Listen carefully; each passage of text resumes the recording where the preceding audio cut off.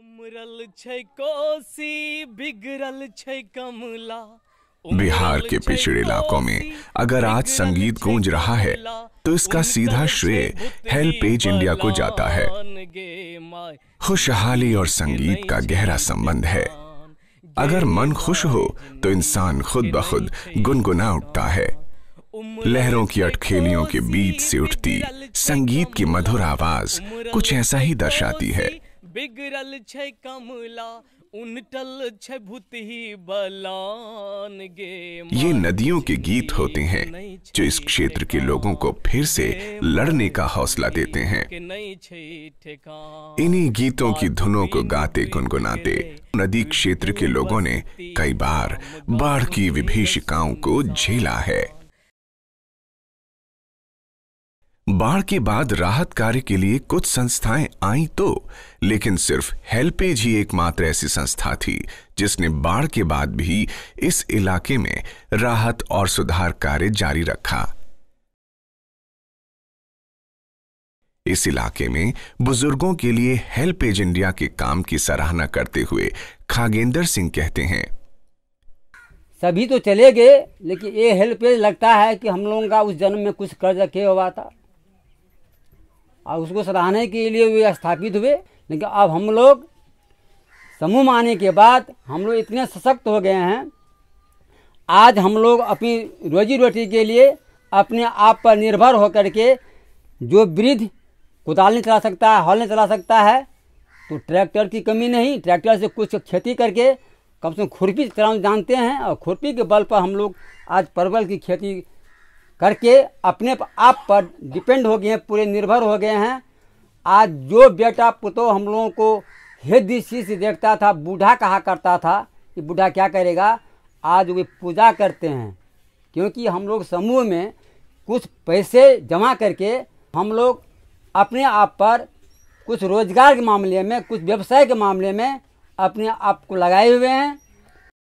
खागेंद्र सिंह की बात से साफ जाहिर है कि इन समूहों ने न सिर्फ सुधार कार्य किया है, बल्कि अक्सर समाज के ऊपर बोझ समझे जाने वाले बुजुर्गों को अपनी तरह से जीवन जीकर आत्मनिर्भरता की राह दिखाई है।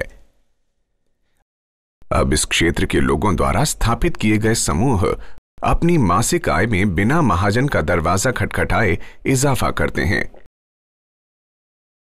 गांव में 10 से 20 सदस्य मिलकर एक समूह बनाते हैं। यह समूह वृद्धजन स्वयं सहायता समूह या फिर ESHG कहलाते हैं। एक गांव में समूह की संख्या 20 तक हो सकती है। ये सदस्य समूह ग्रामीण स्तर पर महासंघ का निर्माण करते हैं। ये ग्रामीण वृद्धजन महासंघ या फिर VLF कहलाते हैं। इसी प्रकार ग्रामीण वृद्धजन महासंघ मिलकर जिला वृद्धजन महासंघ या फिर DLF बनाते हैं। इन समूहों का आधार मुख्य रूप से सामाजिक, आर्थिक और अधिकार जागरूकता पर केंद्रित है। शुरुआत हुई बुजुर्गों से जुड़ी समस्याओं से। अपनी आर्थिक समस्याओं से जूझने के लिए बुजुर्गों ने बचत करना शुरू किया। इस तरह बाढ़ और वृद्धावस्था जैसे सामाजिक सरोकार से आर्थिक विकास से जूझने का सिलसिला शुरू हुआ।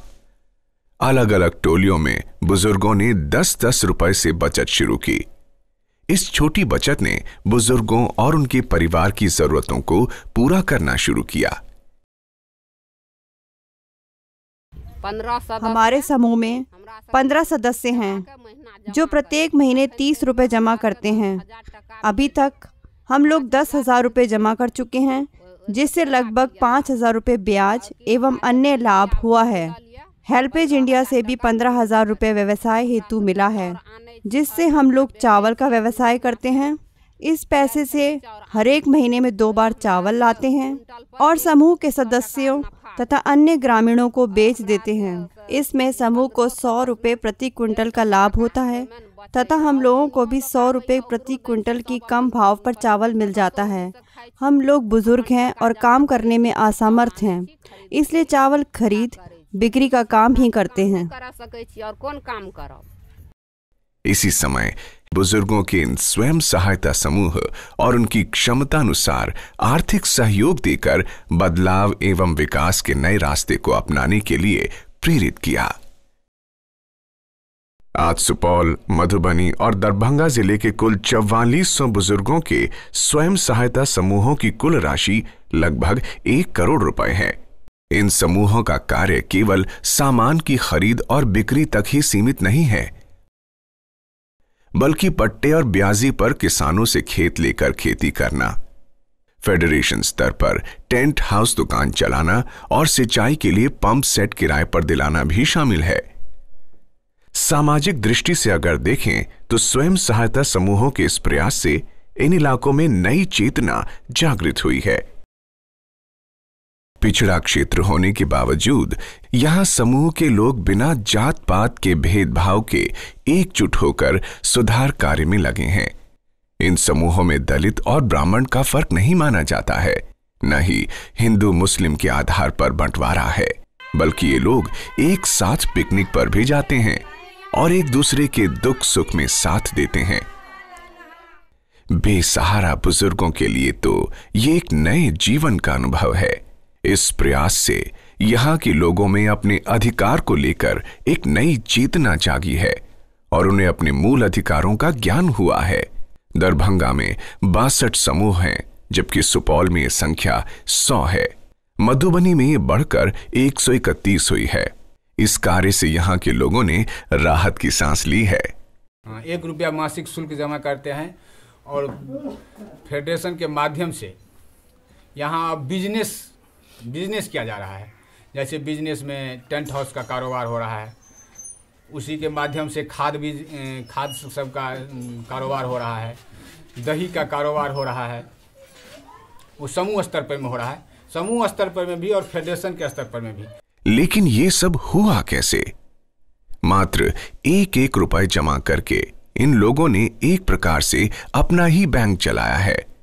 भले ही इस इलाके के लोग छोटा काम करते हैं, लेकिन आपस में मिलकर एक दूसरे के सुख दुख में बराबर के हिस्सेदार हैं। घर के खर्चे के अलावा इंसान को बीमारी में दवा की भी जरूरत होती है। यह भी इस इलाके की बड़ी समस्या थी, लेकिन स्वयं सहायता समूहों के प्रयास से इस समस्या पर भी काफी हद तक काबू पा लिया गया है। इन समूहों के प्रयास की तारीफ की यदुवीर यादव उर्फ लालू ने। समूह में जो पैसा बचत करते थे उसे किसी के बीमार होने पर इलाज के लिए दे देते थे, लेकिन हेल्पेज इंडिया की तरफ से दवाई भी दी जाती है, तो वह पैसा भी बच जाता है और उसे किसी को विवाह में या भोजन घट जाने पर दे देते हैं। हेल्पेज इंडिया यहाँ भगवान के रूप में खड़ा है। इस संस्था ने बहुत कुछ दिया है, जैसे लाइफ जैकेट, भूसा बैंक, अन्न बैंक, नाव आदि। साथ ही इसमें बचाव दल, सुरक्षा दल, कार्य दल भी बनाया है। भारत के ग्रामीण क्षेत्रों में महिलाओं को अक्सर अहमियत नहीं दी जाती, लेकिन पिछड़ा होने के बावजूद इन समूहों के भरसक प्रयत्न के द्वारा इस इलाके की महिलाओं में भी जागरूकता आई है। बाढ़ आ गई तो हमारा जो जहाँ था, जितने हम करके रखे थे, सब हमारे बाढ़ में बह गया, कुछ भी नहीं रहा हमारा। फिर बाद में हम उसको 1 साल के बाद में हम हेल्प इंडिया में जुटे तो उससे हम 3000 रुपया उधार लिए ब्याज में। 3 रुपया ब्याज पर हमको मिला।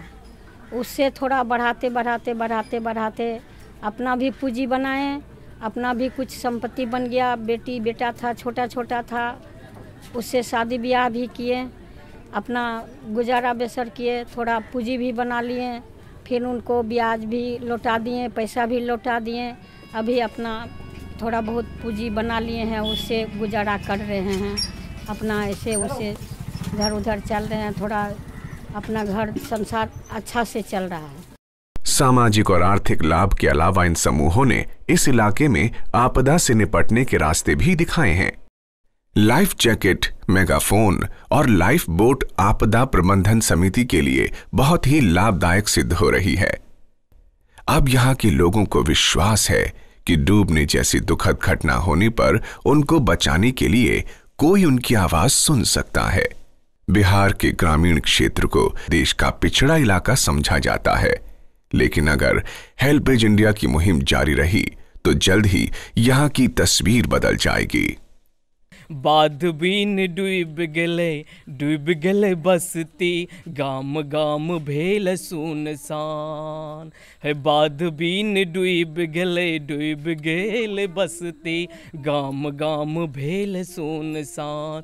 मटिया के तेल बिनु जोत भले सपना, मटिया के तेल बिनु हो,